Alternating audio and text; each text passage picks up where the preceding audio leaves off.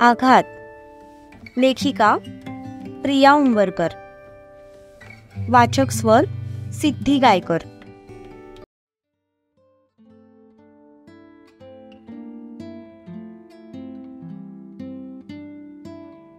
शिव, खरंच प्रेम करता तुम्ही माझ्यावर?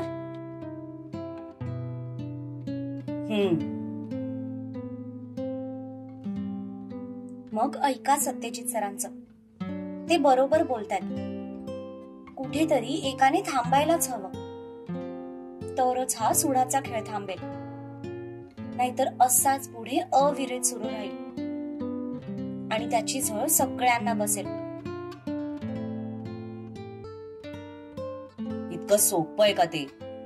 आणि आपण लाख तयार होऊ त्याला ठेवायला, पण तो तयार व्हायला हवा ना इथे राहायला. तो तयार होईल की नाही हा प्रश्न नंतरचा आला.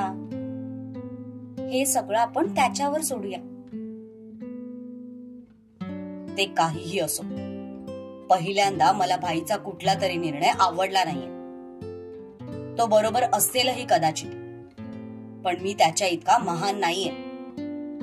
त्या मृत्युंजयमुळे माझ्या माईला जो काही त्रास झालाय तो मी नाही विसरू शकत. शिवा तिचा हात बाजूला करत म्हणाला. तसं तिने एक सुस्कारा सोडला. त्याचा स्वभाव बघता ती गोष्ट त्याच्या डोक्यात भरवणं थोडं अवघडच वाटत होतं. त्यामुळे तिने सगळं परिस्थितीवर सोडायचं ठरवलं. बरं, मी काय म्हणते, आता सगळं ठीक झालंय तर उद्या मी आणि दादा परत पुण्याला जातो. No ways. आजच तर आलीयस, राहा की थोडे अजून दिवस. I need you. तुम्ही तर त्या मृत्युंजयला म्हणालात ना की मला फक्त माझी माई हवी. मग आहे की आता तुमची माई तुमच्या जवळ. मी कशाला पाहिजे? माई आहेच ग, पण याचा अर्थ मला तू नकोयस असं नाहीये ना. आपल्या अवतीभोवती असणाऱ्या प्रत्येक माणसाची आपल्या आयुष्यात एक वेगळी जागा असते आणि कोणीच कोणाची जागा घेऊ शकत नाही. माई माईच्या जागेवर आहे आणि तू तुझ्या जागेवर. मला तुम्ही सगळे हवे आहात. तुमच्या सगळ्यांशिवाय हा शिवा इनकम्प्लीट आहे.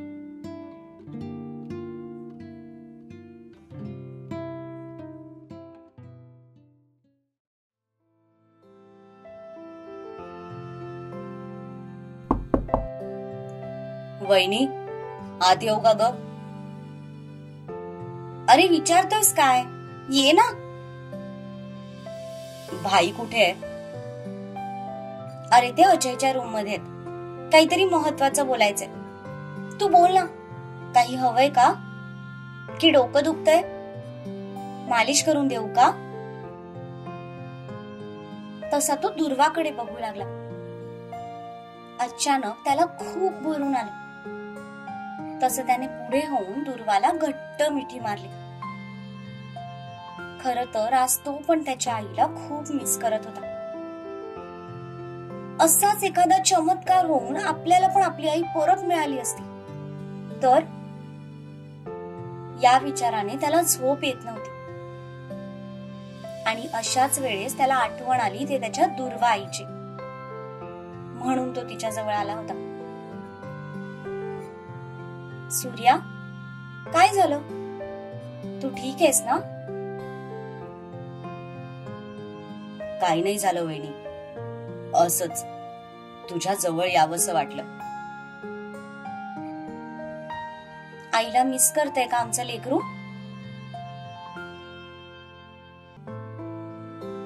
हो, ती पण असती तर आज आपली फॅमिली खऱ्या अर्थाने कंप्लीट झाली असती ना.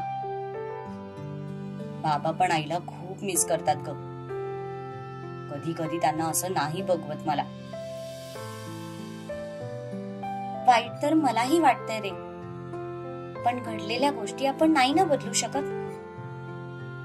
जे झालंय ते स्वीकारत पुढे जाणं हाच सृष्टीचा नियम असतो. दुर्वाने त्याला सोफ्यावर बसवलं. ऑइलची बॉटल आणली आणि त्याच्या मागे उभं राहत तिने त्याला हेड मसाज द्यायला सुरुवात केली. तिची बोटं केसातून फिरताच त्याला एकदम रिलॅक्स वाटलं. दिवसभरात खूप काही घडलं होतं, त्यामुळे त्याला एक प्रकारचा थकवा जाणवत होता. बरं वाटतंय? हो. दुर्वाने त्याला छानपैकी हेड मसाज दिला, त्यामुळे तो बऱ्यापैकी रिलॅक्स झाला. काही वेळातच सत्यजित रूम मध्ये आला. अरे वा, आज चक्क जीवा शिवाची जोडी सोबत नाही. विशेष गोष्ट आहे. भाई, या जीवाचा शिवा त्याच्या जीवाबरोबर बिझी आहे, म्हणून मी आलोय तुम्हाला डिस्टर्ब करायला. भावा, तू विसरला असशील तर आठवण करून देतो की आता तुझं पण लग्न ठरलंय आणि तुमचा जीव तुमच्या फोनची वाट बघत असेल. ओ शिट, या सगळ्यात मी हे तर विसरूनच गेलो की माझा फोन गायब आहे. अरे यार, किती फोन केले असतील तिने मला तिच्याशी बोलायलाच हवं. उद्या दुसरा मोबाईल मिळून जाईल तुला. आतासाठी माझा मोबाईल घेऊन जा आणि बोल तिच्याशी. दुपारी खूप टेन्शन मध्ये होती ती. थँक्स यार वहिनी, तू ना खरंच खूप स्वीट आहेस. असं म्हणत त्याने पुन्हा तिला मिठी मारली. मी बघतोय की तुमची वहिनी आल्यापासून तुम्ही दोघेही तुमच्या भाईला विसरत चाललात. काय रे, लास्ट टाइम मला कधी हक केल्याचं आठवतंय का तुला? बस काय यार भाई, आता तू लहान मुलांसारखा जळकुकडेपणा करणार काय? चल, तुला पण हक करतो. असं म्हणत सूर्याने डायरेक्ट सत्यजितच्या अंगावर झेप घेतली. त्याच्या अशा अंगावर येण्याने सत्यजितचा तोल गेला आणि तो मागे बेडवर पडला. तुला फक्त हक करायला लावलं होतं, अंगावर झोपायला नव्हतं लावलं. चल हो बाजूला. अरे यार भाई, काय खतरनाक बॉडी बनवलीस रे तू. हो ना, तुम्हाला दोघांना फटकवण्यासाठी एक्स्ट्रा मेहनत घेतोय मी. आता उतरतोयस खाली की देऊ एक ठेवून? अरे हो हो, उठतोय. आय लव्ह यू भाई, तू ना खरंच आमचा जिनियस. असं म्हणत सूर्याने त्याच्या गालावर पप्पी घेतली. तशी यावेळी दुर्वा खळखळून हसायला लागली. तिचा दिवसभराचा स्ट्रेस जणू एकाच झटक्यात उतरला. खूप झाली मस्काबाजी, जा आता. राधा वाट बघत असेल तुझ्या फोनची. तसा सूर्य हसतच दुर्वाचा फोन घेऊन निघून गेला. तो जाताच दुर्वाने जाऊन दरवाजा बंद केला.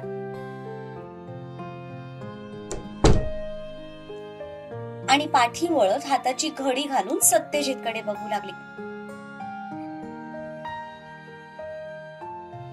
व्हॉट?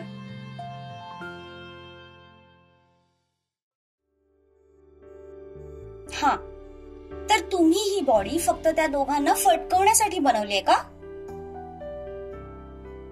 नाही, अजून एक रिझन आहे. कोणतं?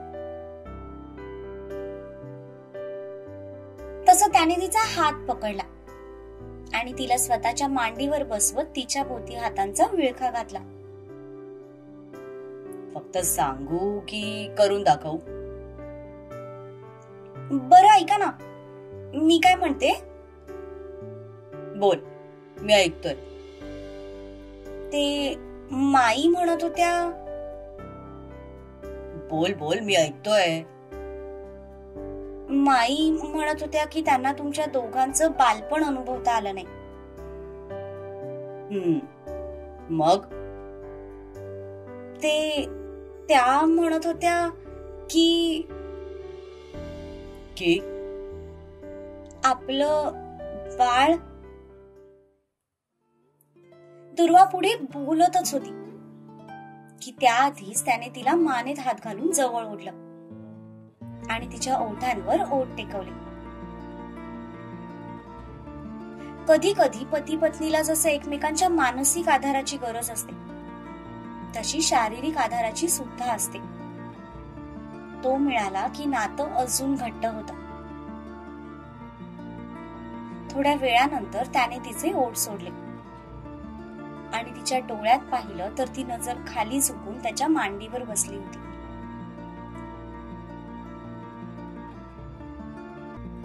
माईला काय वाटतं, घरातल्यांना काय वाटतं यापेक्षा तुला काय वाटतं ते माझ्यासाठी जास्त महत्वाचं आहे. तू मेंटली आणि फिजिकली या गोष्टीसाठी तयार आहेस का ते जास्त महत्वाचं आहे. कारण बाळाला जन्म तुला द्यायचा आहे. या सगळ्या प्रोसेस मधून तुला जायचंय. अर्थातच तेव्हा मी पण तुझ्या सोबत असेल, पण सगळा त्रास तुला सहन करायचा आहे आणि त्यासाठी तू मनापासून तयार असणं गरजेचं आहे. उगीच कोणी म्हणतंय म्हणून दडपणाखाली येऊन हा निर्णय घेतलेला मला चालणार नाही. कारण मला आपलं बाळ एकदम सुदृढ हवंय. त्याच्या बोलण्याने तिने नजर वर करून त्याच्या चेहऱ्याकडे पाहिलं. रोज नव्याने त्याचं एक रूप तिच्या समोर यायचं. प्रेमळ तर तो होताच, पण त्यापेक्षाही जास्त खूप केअरिंग होता. फक्त तिच्याच बाबतीत नाही तर कुटुंबातल्या प्रत्येक सदस्याच्या बाबतीत तो खूप केअरिंग होता. आणि हीच गोष्ट तिला रोज नव्याने त्याच्या प्रेमात पडायला भाग पडायची.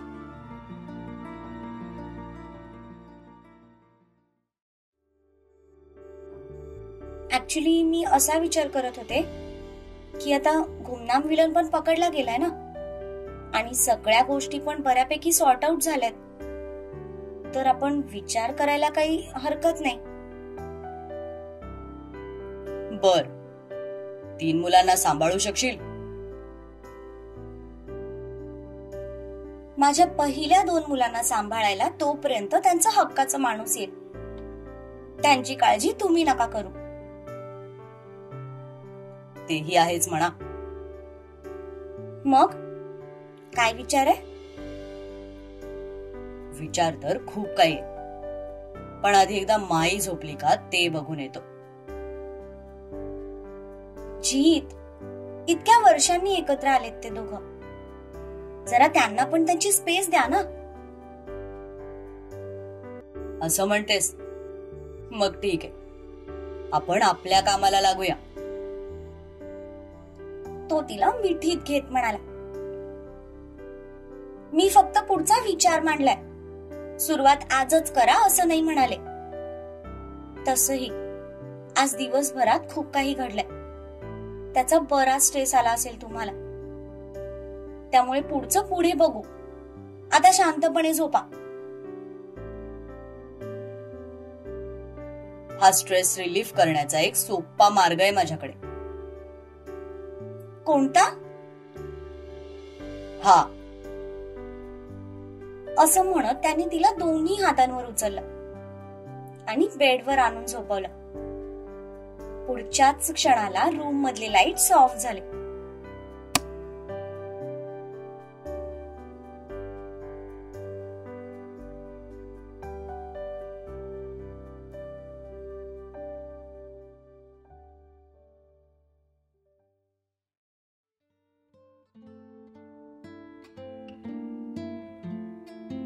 इकडे राधा कपड्यांच्या घड्या घालत होती.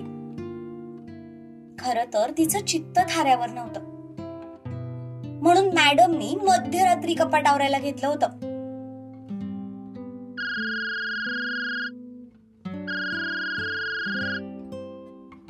तिच्या मोबाईलची रिंग वाजली तसं तिने हातातले सगळे कपडे जवळ फेकले आणि पळतच चार्जिंगला लावलेला फोन बघायला गेली. तिला वाटलं की सूर्याचा फोन असेल, पण दुर्वाचं नाव बघताच पुन्हा तिचं मन खट्टू झालं. हा ताई, बोल. अरे बापरे, मॅडम तर खूपच फुगलेल्या दिसतात. कोणीतरी मला खूप मिस करताय वाटतं.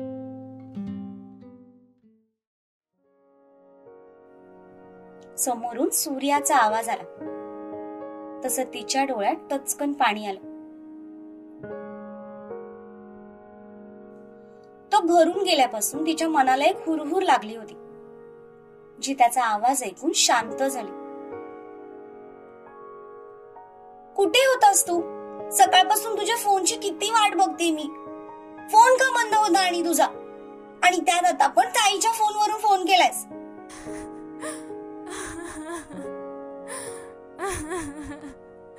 अरे अरे अरे, मेरा बाबू, मेरा बच्चा, रडायला काय झालंय? फोन ऑफ होता म्हणून लागला नाही ना, म्हणून तर आता वहिनीच्या मोबाईल वरून कॉल केलाय. मला माहिती होतं तू मला मिस करत असशील. ते बाकी सगळं ठीक आहे, पण ते बाबू बच्चा वगैरे काही म्हणायचं नाही हा. मला राधाच म्हण. बरं बाई, राधाच म्हणतो. तू ठीक आहेस ना? सकाळपासून मला खूप भीती वाटत होती. त्यात तुझा फोन पण बंद येतोय. दिवसभरात मी तुला 1000 कॉल केले असतील, पण फोन स्विच ऑफ येत होता. त्यामुळे कशातच लक्ष लागत नव्हतं. त्या दुर्वाताईने शेत जळल्याचा निरोप दिला. आम्ही तर हॉस्पिटलमध्ये पण आलो होतो, पण तिथेही तुझी भेट झाली नाही. आप्पा कसे आहेत? अक्कांची तब्येत बरी आहे ना? हो अप्पा बरे आहेत, आणि अक्का सुद्धा बरी आहे. घरी आले ते दोघं. आणि ऍक्च्युली माझा फोन हरवलाय. त्याने उत्तर दिलं. पण माईबद्दल तिला काही सांगावं की नाही, हा प्रश्न त्याला पडला होता. तिच्या आवाजावरून ती आधीच खूप टेन्शन मध्ये वाटत होती. त्यामुळे सगळं लगेच सांगून त्याला तिचं टेन्शन वाढवायचं नव्हतं. तसंही ही गोष्ट काही लपण्यासारखी नव्हतीच. आज न उद्या ती कळणार तर होतीच. ओके, आता सगळं ठीक आहे ना? पण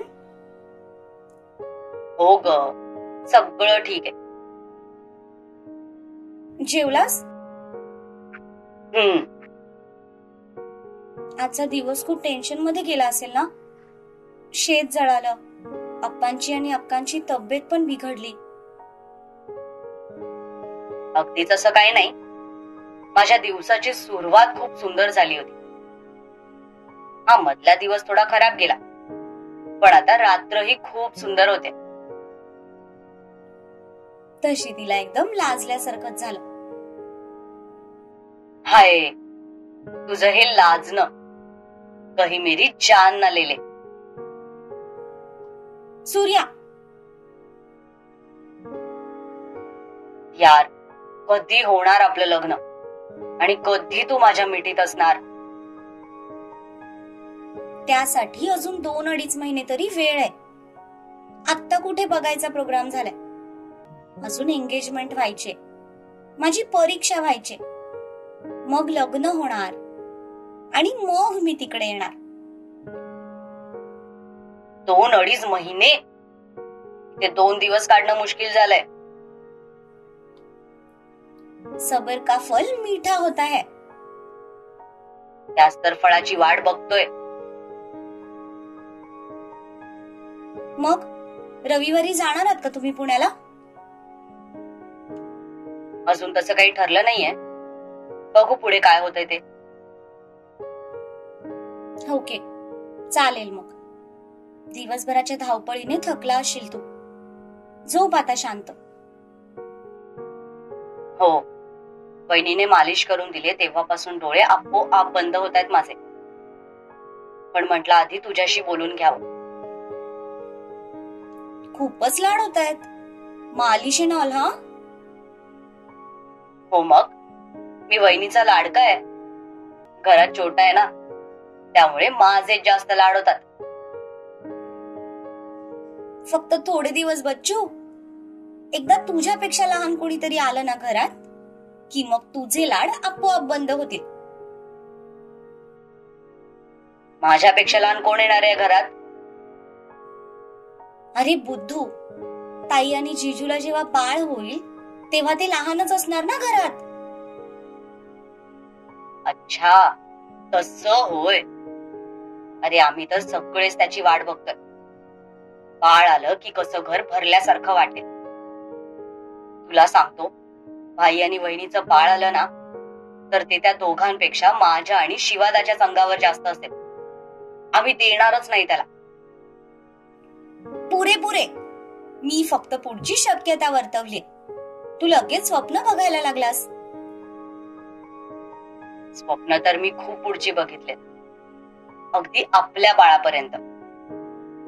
फक्त ती स्वप्न पूर्ण करून देणारी लवकर या घरात आली पाहिजे.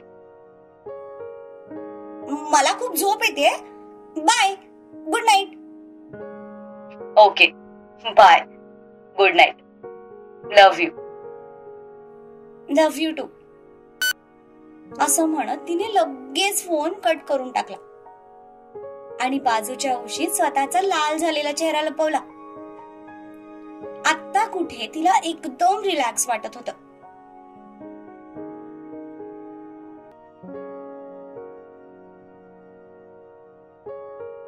किती भारी सीन असेल ना तो. पाटलांच्या वाड्यात लहान बाळाचा किलबिलाट असेल. माई जेवण भरवण्यासाठी त्याच्या मागे मागे पळत असेल. वहिनी त्याला हे करू नको ते करू नको म्हणून ओरडत असेल. बाबा त्याला मळ्यात फिरायला घेऊन जातील. अक्का रोज त्याची दृष्ट काढेल. अप्पा त्याला गोष्टी सांगतील. भाई त्याला नवीन नवीन टेक्निक्स शिकवेल. शिवादा तर त्याला उघडा करून आखाड्याच्या मातीत लोळवेल. तारावहिनी बॉक्सिंग शिकवेल आणि मी आणि राधा त्याच्यासोबत लहान होऊन खेळू. सूर्या स्वतःच्या लग्नापेक्षा दुर्वाजीच्या बाळाची स्वप्न रंगवत होता.